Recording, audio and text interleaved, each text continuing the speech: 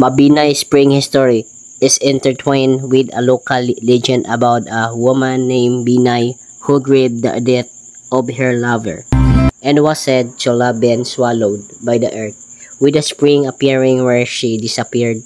This spring, named after her, became a heart of the two town and a popular attraction. The town of Mabinay itself was formally created in 1959, encompassing several sages that seceded from the Bais. Legend of Binay.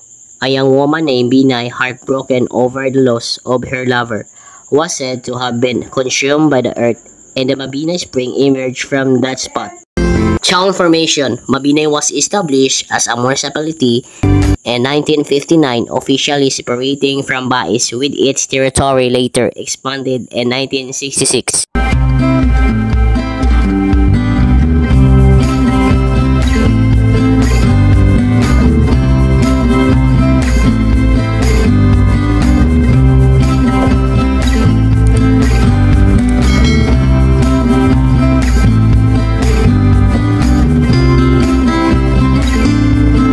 Tourist attraction. The spring is a significant part of Mabinay's identity in its popular destination for both locals and tourists.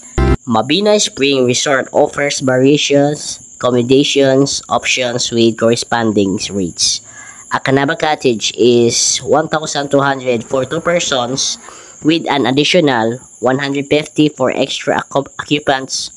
A family room which accommodates 4 people costs 1,700. Additionally, and a twin room also for 2 people is priced at 1,200 according to the Facebook post from a local community group.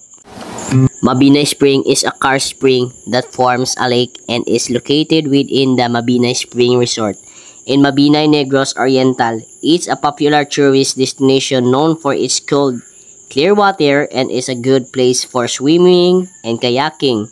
The resort also features a swimming pool and is known for being affordable with high entrance fees. Visitors can enjoy swimming and kayaking in the spring. Overall, Mabinay Spring is a well-known tourist spot in Negros Oriental, offering a relaxing and enjoyable experience with its natural setting and affordable amenities.